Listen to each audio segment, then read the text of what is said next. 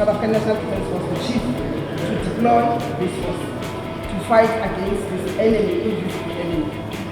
We know as health professionals how to do it best. We have entrusted you with all the protective personal clothing.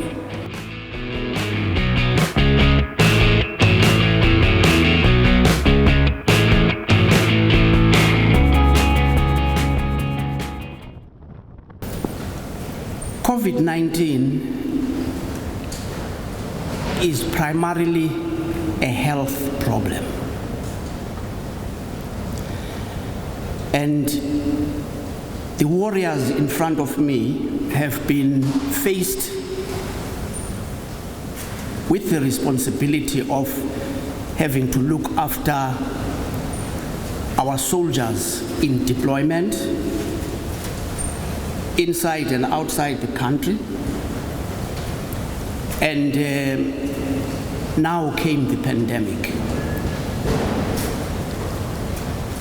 When the pandemic came, I would like to make it abundantly clear to you, colleagues, that this is not like your usual strikes and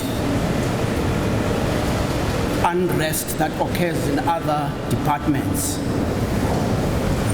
specifically health, where the National Defence Force had been bunkered off, and whenever a call for us to go and assist the National Department of Health, it became very easy for us to be able to deploy,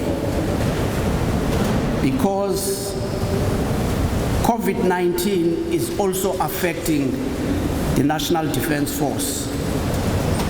It may not be to the exact scale as what is happening in the country, but we are also faced and inundated by the requirement for our response to serve the soldiers. And as such, that is our mandate as the military health service. I want to applaud you for having, within such a short notice, been able to be mobilized to the extent that you have, to come and give assistance to this province. The expectation is that as this disease gallops away, we have not really reached the apex of the graph. Consequently, we are then required and needed to come and give a hand. We are going to give you adequate protection in the form of gowns, gloves, masks, sanitizers. Wherever you are going to be functioning, you need to abide by these protocols: social distancing and everything else that abides by it. You being the health warriors serving the brave, you should also be aware of the fact that besides treating and managing the sick and the infirmed, you also need to educate the people of the Eastern Cape. So it then means that because of these calls which are coming from the people of this land, it then shows that people have got confidence and hope in you.